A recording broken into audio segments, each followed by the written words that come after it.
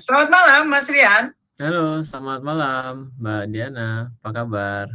Hai, kawan. Nih, dunia sedang heboh, khususnya di dunia maya, dan mereka yang ingin kaya cepat, katanya seperti itu, karena memang itu yang dicontohkan. Mungkin bisa dijelaskan dulu sebetulnya apa sih binary option itu, Mas? Iya baik.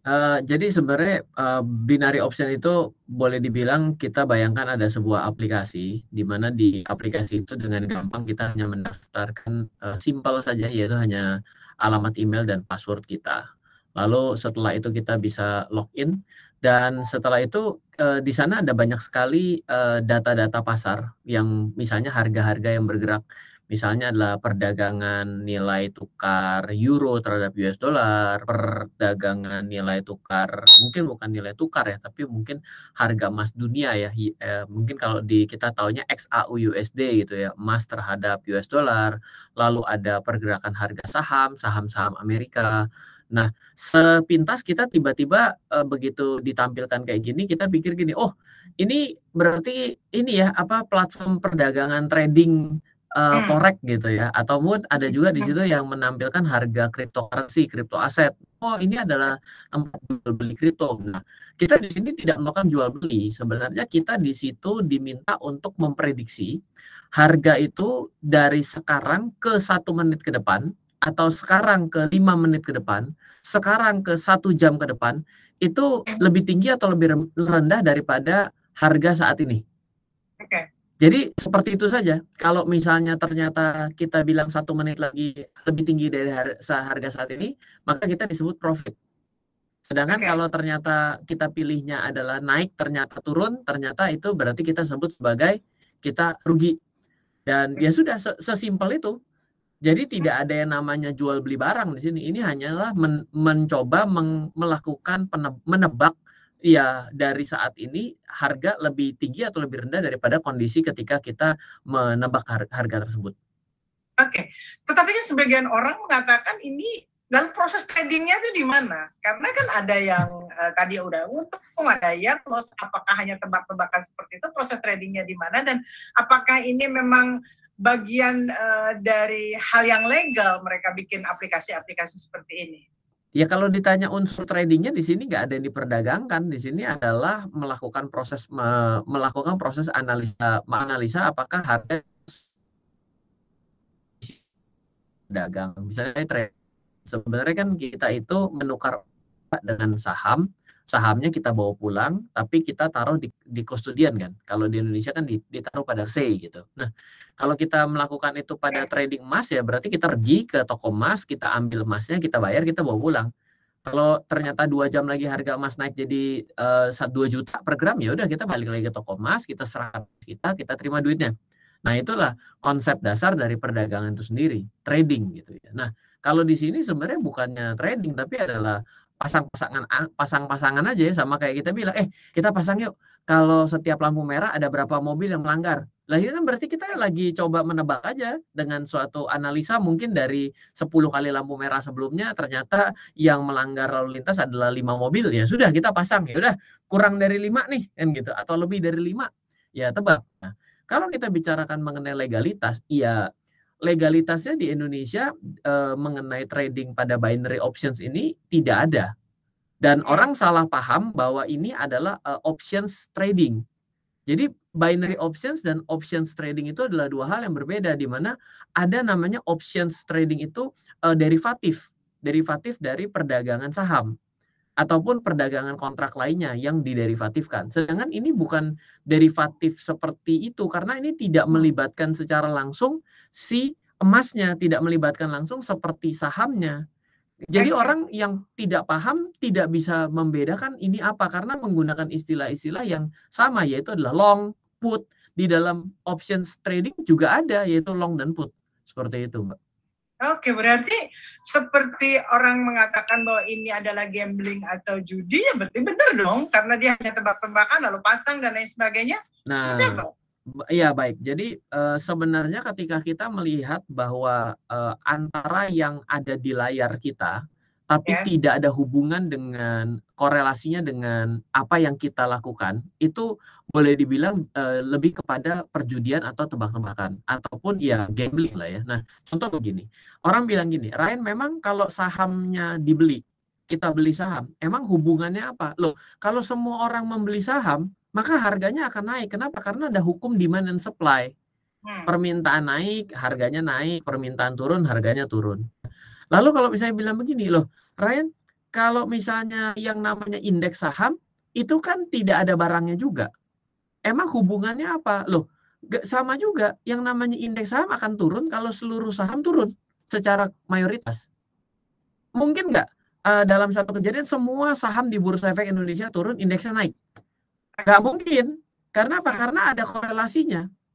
Nah, sama juga, Mas Ryan, kalau misalnya perdagangan yang di Forex itu, emas itu turun, emang ada hubungannya dengan harga, dengan kondisi asli? Kalau nggak percaya, pergi aja tuh ke toko emas. Coba waktu turun dalam, minta toko emasnya naikin harga. Di toko emasnya senang-senang aja sih kalau kita minta naikin harga, dia yang untung ya kan. Tapi nggak mungkin, karena akan mengikuti harga emas dunia. Nah, jadi pasarnya berkorelasi. Tapi coba kita pikirkan, ketika harga emas dunia harga emas dunia hari ini kita bilang detik ini, saya bilang 5 menit lagi akan naik.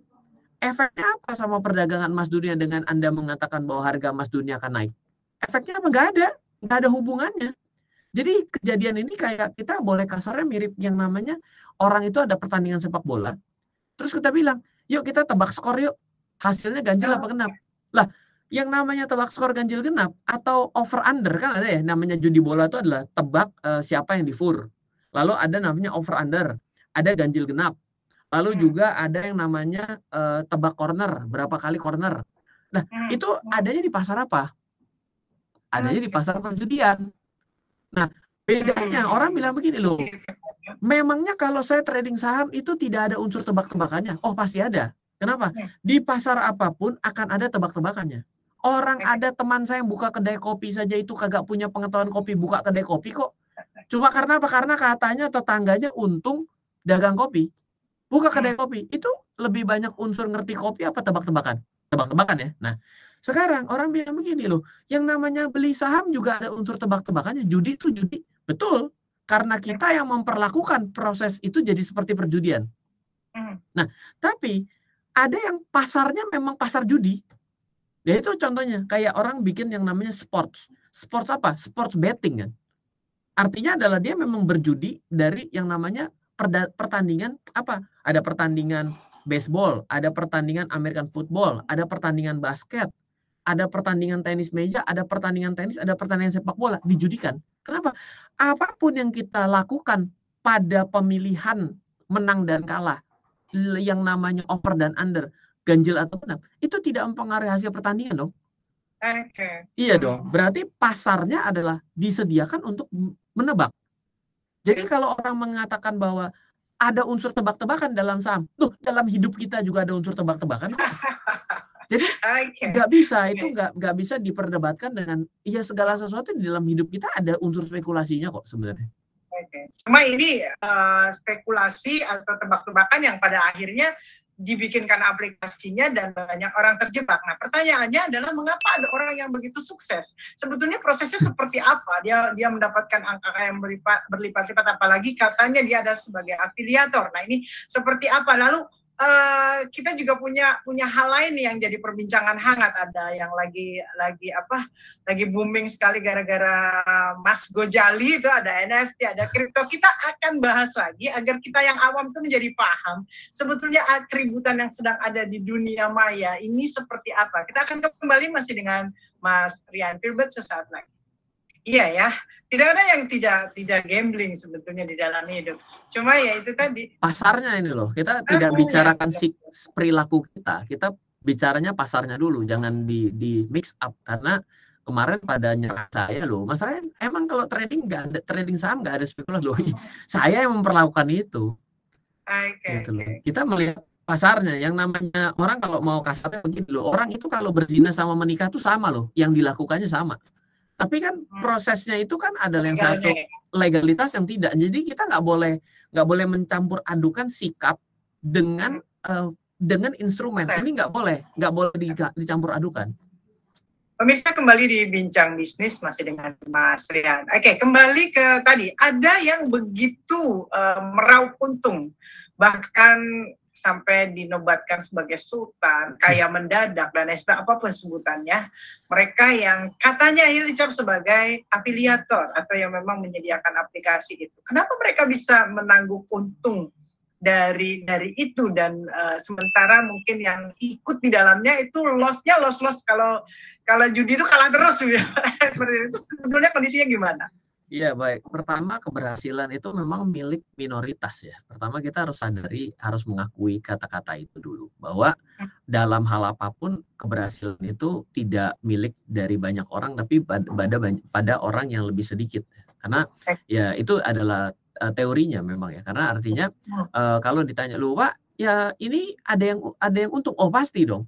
Contoh begini, apakah ada orang yang tidak lulus SD tapi sukses? Ada. Tapi berapa banyak yang tidak lulus SD tidak sukses? Banyak banget. Ya dong. Pak, kalau saya kuliah apakah saya pasti sukses? Tidak juga.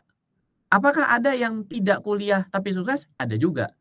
Apakah yang kuliah bisa sukses? Kemungkinan lebih mungkin. Jadi kita tuh sebenarnya hidup ini kan hanya berusaha memperbesar probability kan.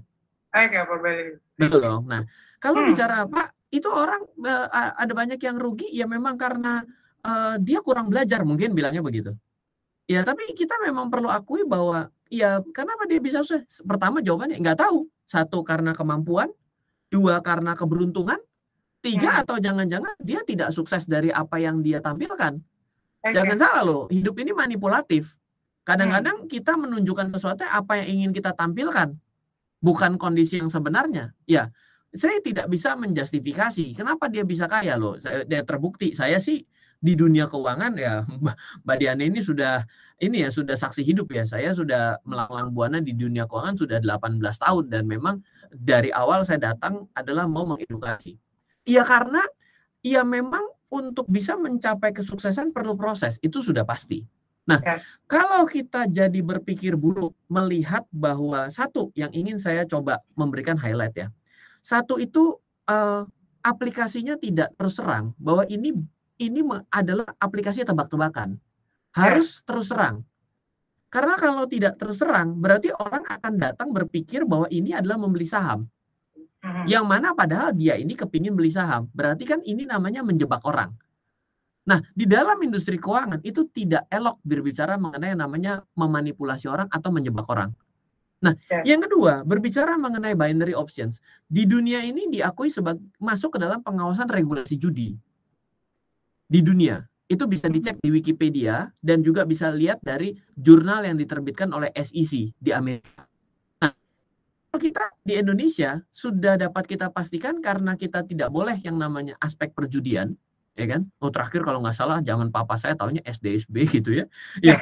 Iya, ini orang tua loh. Ini udah walaupun kelihatan katanya sih saya masih kelihatan di bawah 30, saya sudah tua ini Mbak Diana gitu. Nah, tapi jadi secara tidak langsung iya aplikasi ini sebenarnya tidak boleh dibicarakan sebagai. Nah, yang ketiga, kita bicara dari aspeknya begini. Coba Anda buka yang namanya aplikasi tebak-tebakan harga ini. Sebegitu gampangnya Anda untuk masuk, tapi tidak pernah ditanya mengenai know your customer atau KYC. Industri keuangan itu syarat sekali dengan KYC. Anda akan diminta foto selfie, Anda akan diminta cover buku tabungan, Anda akan diminta paspor, Anda akan diminta surat pernyataan, Anda akan diminta nama yang sangat jelas, halaman email, sangat rigid. Ini begitu gampangnya. Apakah Anda nggak jadi bertanya bahwa apakah Anda ini lagi investasi atau bukan kok kayak begini? Gitu. Jadi menurut saya masalah utama terlepas dari nanti orangnya yang menjadi afiliator itu dia melakukan apa atau ternyata dia beneran sukses karena dia begitu jago dan saya memang masih belajar, itu kita sampingkan dulu. Tapi platform ini tidak secara terus terang menyatakan bahwa kamu kalau datang ke sini adalah tebak-tebakan loh. Tidak ada investasi di sini. Investasi itu menahun. Tidak ada investasi itu dalam waktu 1 jam disebut dengan investment. Coba itu yang perlu kita luruskan terlebih dahulu. Nah, kalau artinya kecerdasan dari si konsumen atau yang ingin bergabung di situ seharusnya ya, dia harus lebih apa ya, lebih sensitif terhadap hal-hal yang terlalu gampang itu memang meragukan gitu. Seharusnya seperti itu kali ya. Ya, ini sih sebenarnya saya mau mencoba untuk berjalan di dua cara berpikir ya. Yang pertama memang kita dituntut untuk menjadi orang yang tidak bisa bilang perlu cerdas, karena memang juga satu perlu peran serta pemerintah juga untuk sesegera mungkin dan tegas. Ini juga harus menjadi teguran bagi regulator di negara kita. Ya harus yang seperti ini tuh harus A atau B. Tidak bisa kami menghimbau, tolong jangan himbau, langsung larang. Karena kalau yang namanya himbau, itu kan di negara kita ini masalahnya adalah kalau tidak ada yang melapor sebagai kerugian, maka itu tidak bisa menjadi perkara. Yes. Ini sama seperti kasus ojek online kemarin itu ya. Betul. Nah, kalau tidak ada laporan, artinya regulator tidak berperan. Nah, ini jadi masalah. Yang kedua adalah ini barang ada di luar negeri, bagaimana caranya bisa mengilegalkan, bagaimana caranya untuk bisa menangkap di Indonesia. Ini jadi sesuatu yang menjadi sesuatu yang sulit untuk kita bisa ambil ya aspek ini gitu. Nah, ya yang terakhir adalah diri kita itu ya harus memang mau belajar, karena tidak gampang untuk mempelajari yang namanya instrumen keuangan. Kalau terlalu gampang itu bukan instrumen keuangan. Coba aja Anda mau buka deposito di bank, berapa susahnya coba.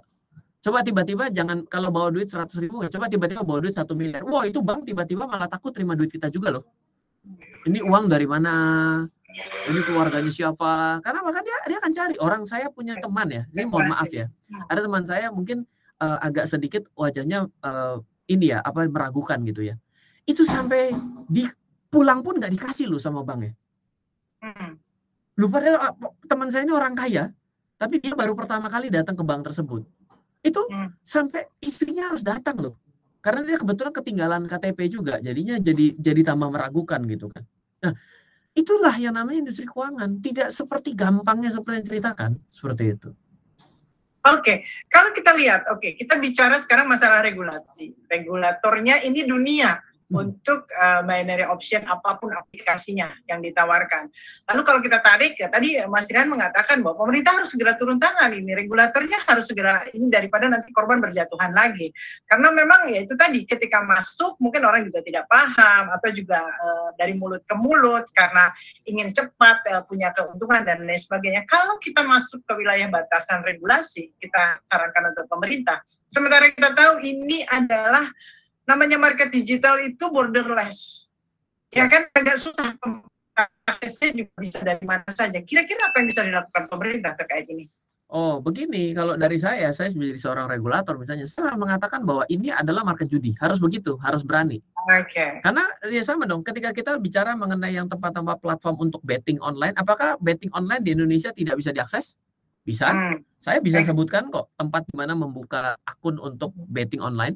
Saya juga bisa kasih tahu di mana togel online. Bisa. Tapi itu yang datang itu kan yang paling repot gini Mbak Diana. Orang yang niatnya adalah beli saham, karena dia tidak ngerti, dia datang ke sini, bisa beli Apple di sini. Dia kira ini membeli saham Apple. Ini yang paling bahaya. Karena ketidaktahuan dan ketidaktegasan. Tapi kalau sudah dinyatakan bahwa ini adalah platform betting, selesai masalahnya. Itu tinggal kita datang, kamu kalau ke sini judi loh, kamu ngerti ya? Oh, ini judi. Loh, bukan, saya ini mau beli reksadana. Oh, bukan di sini. Selesai di situ gitu. Jadi jujuran di situ ya. Betul. Jadi dengan statement itu Mas jelas. Rian, menarik ini. Ini kan sudah bergulir nih. Banyak mereka yang loss, yang katanya bahkan sampai di up di sosial media itu sampai habis-habisan dan lain sebagainya. Ada yang sifatnya personal, ada yang akhirnya komunal, kelompok gitu loh untuk menginvestasikan di situ. Nah, ketika kita mau masuk ke aspek hukum, ya ini kan sementara kan pemerintah belum ambil alih nih, belum juga memberikan declare bahwa ini yang legalnya itu seperti apa dan lain sebagainya, hanya menghimbau. Nah, kejadian yang sudah berlalu itu apa bisa ditutup nggak secara hukum untuk mereka yang sudah masuk tapi ternyata loss, sementara yang punya aplikasinya mengatakan ya itu Anda salah nebak saja, itu seperti apa? Ini yang menjadi repot ya. Pertama kalau kita bawa menjadi hukumnya di mana bumi dipijak di situ langit dijunjung, maka kita harus kembali lagi ke platform itu berada di daerah hukum mana. Nah, Nah, yang paling bisa dibatasi sebenarnya adalah once ini di state sebagai aspek perjudian, misal ya, pemerintah berani mengambil kebijakan itu. Secara tidak langsung kan berjudi tidak boleh di Indonesia. yes. Nah, berarti barang siapa yang menawarkan dan barang siapa yang mengikuti judi, ya satu, judi bakal jadi ngumpet-ngumpet, yang kedua yang nawarin berarti jadi masalah tuh di negara kita. Jadi arahnya ke sana. Nah, kalau mau mengarah kepada afiliator, begitu ini di state sebagai perjudian, maka si afiliator ini akan bisa Selesai ya. bisa diambil kesimpulan dia sebagai pemasaran untuk perjudian. Oh, kalau pemasaran perjudian ini di Indonesia pidana, Bos. Oke, baik. Artinya tinggal pemerintah saja membungkus ini dan bisa memasukkan di dalam posisi legalitas mana. Ini judi berarti kena gitu ya. Kalau enggak ya artinya ya memang yang sudah loss itu. Ini sekali lagi ini luar biasa bahwa orang sekarang ini kita bicara idealismenya dulu. Kenapa orang sekarang ini ngejar sekali untuk bisa cepat boom. Tadi Mas Rian sudah katakan bahwa saya ini berproses loh, bahwa kita tahu juga Mas Rian dari awal sampai sekarang pasti main saham juga selain memberikan edukasi. Nah ini anak sekarang dengan posisi yang semua serba cepat ini semakin menurut saya semakin luar biasa. Menurut Mas Rian seperti apa? Ada logikanya sebenarnya. Kalau di zamannya Ryan dulu kecil itu kalau mau kirim surat ke kakek saya di Malang, itu saya mesti pakai tulis surat, tempel perangko, pergi ke kantor pos terdekat. Ada proses seperti itu, yang artinya kita sebenarnya jadi orang yang jauh lebih sabar dulu. Nah, hari ini tuh tidak ada begitu. Hari ini ada namanya electronic mail, email. Habis itu kita bisa lebih sadis lagi pakai WhatsApp. Nah, secara tidak langsung instan itu menjadi sesuatu yang logis, yang logik. Jadi ketika ini dibuat bahwa kaya itu perlu proses, menjadi tidak logik. Kalau dulu menjadi logik karena kita dituntut untuk lebih sabar, gitu loh. Jadi memang ada proses yang berbeda antara budaya dulu ketika saya kebetulan kan walaupun saya ini adalah seorang hari ini banyak di dunia keuangan, saya S1 saya sarjana seni rupa. Jadi saya mengerti bagaimana cara proses berpikir dan juga psikologi sehingga ada perubahan seperti ini. Karena yang namanya seorang sarjana seni rupa itu biasanya dituntut untuk bisa melihat dan memperhatikan tren. Nah, tren ini berubah. Sehingga ketika ini disajikan dengan cara yang lama, dari cara yang lambat, bagi masyarakat yang hari ini mungkin usianya lebih muda dari saya, itu menjadi sesuatu, lama banget sih caranya begitu. Ngapain saya harus belajar? Saya ikutin orang aja. Ngapain saya harus belajar? Saya ngopi cara orang aja. Kenapa? Karena dunianya di situ. Hari ini kan, apakah kalau saya harus mau ngetik yang namanya perkenalan, apakah saya bilang, selamat siang Mbak Diana, saya dengan Ryan. Kalau saya mau nge-WhatsApp itu ke 10 orang, saya copy, saya paste, betul nggak? Zaman dulu nggak, mau melakukannya saya pergi dulu, fotokopi toh. Kalau fotokopinya nggak punya mesin fotokopi di rumah ya, saya nggak punya mesin fotokopi di rumah dulu gitu ya. Nggak ada namanya scanner gitu. Jadi emang ada perubahan budaya sehingga cepat itu logik hari ini. Tidak cepat adalah aneh. Nah, tapi ini tetap harus dijembatani bahwa cepat tanpa pengetahuan tuh ngaco, bahaya, banyak ngawurnya. Gitu. Oke, ketika itu terjadi, kita bicara wilayah batasan ya, kita bicara Indonesia saja. Ini tadi kita mengkritisi regulator kok nggak turun tangan soal ini, agak lambat, termasuk ketika pinjol kemarin dan lain-lain gitu ya.